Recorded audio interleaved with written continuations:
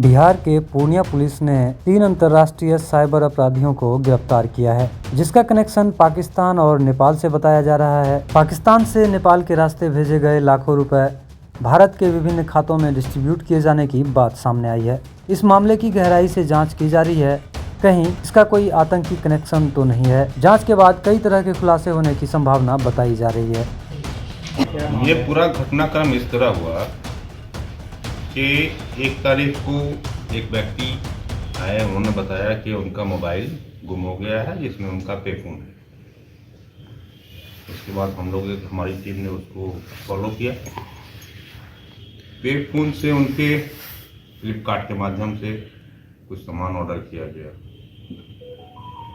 तो हमारी टीम ने रेकी करके जो फ्लिपकार्ट से सामान आने वाला था उसको इंटरसेप्ट किया।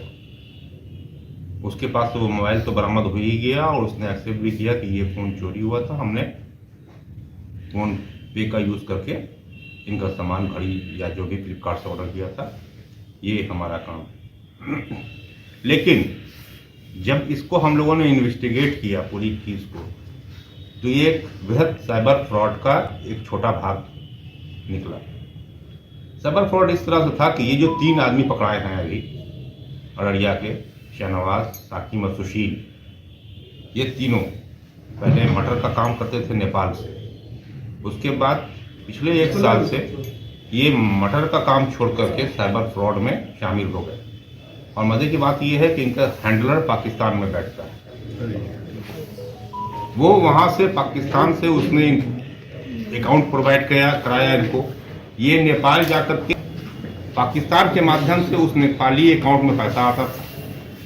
उसके बाद वो नेपाली अकाउंट से पैसा, ये तीनों ये एजेंट का काम करते थे अपने हैंडलर के लिए, और वो निकाल करके लाते थे इंडिया से ये पैसा निकल करके फिर विभिन्न अकाउंट में जाता था, जो अभी हम लोग इन्वेस्टिगेशन कर रहे हैं। पर्पस क्या था इस पूरे सिंडिकेट का, ये अभी इन्वेस्टिगेशन का विषय है।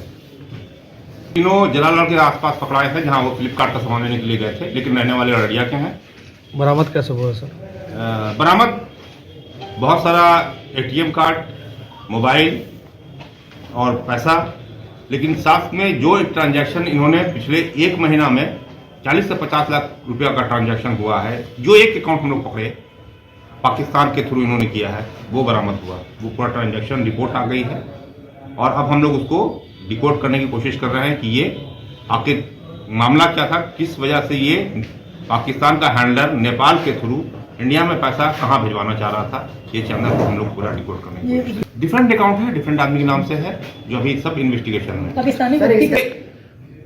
इस मौके पर इन्वेस्टिगेशन जस्ट शुरू हम लोगों ने किया है, नहीं बोल सकते हैं, हो भी सकता है, नहीं बोल सकता है। बताया कि एक कॉल के थ्रू इनको बात हुई थी पाकिस्तान से, जहां उसने इनको बताया कि तुम नेपाल में अकाउंट खुलवाओ, वहां मैं पैसा डालूंगा। नेपाल का जो आदमी अकाउंट खोलेगा, जो नेपाल का व्यक्ति है, उसको इस अकाउंट का 2% मिलता है। इनको 5% पर एजेंट बनाया गया था। ये एजेंट हैं उस हैंडलर के। चूंकि वो लास्ट एंड है, वो अभी इन्वेस्टिगेशन कल ही हमने जो है शुरू किया है, वहां तक अभी हम लोग नहीं पहुंचे हैं। वहां तक पहुंचने के बाद आप लोग को ब्रीफ किया अनुसार 1 साल से ये लोग इस धंधे में, लेकिन वो कितने हैं ये अभी आगे अनुसंधान में हम लोग खोजने की कोशिश करेंगे। फिलहाल इसके बारे में हम लोग पता नहीं किए हैं, लेकिन हम लोग सारा चीज अनुसंधान में लाएंगे। ये मॉड्यूल क्या है, जस्ट फर्स्ट स्टेज का इन्वेस्टिगेशन हम आपसे शेयर कर रहे हैं। उन्होंने सेव किया हुआ है, वो गलत नाम से सेव किया हुआ है।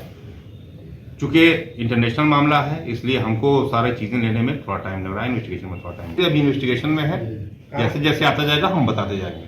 क्या नाम है? सुशील, दूसरा शाहनवाज, तीसरा साकिब। तीनों अररिया का ही है। तीनों अररिया का। क्या सर, वो क्या प्रिजम्पशन पर कोई बात नहीं बोलते हैं, बिल्कुल नेसेंट स्टेज में है पूरा इन्वेस्टिगेशन। अभी जो इन्वेस्टिगेशन में बात आई है हमने आपके साथ शेयर की, आगे जो चीज आएगी इन्वेस्टिगेशन में फिर आपसे शेयर की जाएगी। क्या इसका कभी ने अभी नहीं बताया है, लेकिन इनका पासपोर्ट या और ट्रैवल डॉक्यूमेंट्स हम लोग देखेंगे, तभी हम आपको बता सकते हैं। इन लोगों ने कहा कि नहीं हम लोग नहीं गए हैं। अभी लोगों का कनेक्शन था नेपाल में इनका अकाउंट खुलवाना और फिर उसका पैसा को इंडिया में लाना और इंडिया से फिर उसको वापस पाकिस्तानी हैंडलर के बताए हुए अकाउंट में डलवाना इनका काम था। नेपाल, टोटल नेपाल। जो सारा यूपीआई से टारगेट सारा काम हो रहा था, हो रहा था उसको। वो बैंक से नहीं हो रहा था ट्रांजैक्शन। नहीं, वो एक्चुअल में अभी जैसा मैंने आपसे पहले कहा कि मैं फर्स्ट स्टेज है, सिर्फ 1% ही इन्वेस्टिगेशन कर पाया हूँ। तो बताया कि नहीं, कभी मुलाकात नहीं हुई है, सिर्फ मोबाइल पर व्हाट्सएप चैट होती है।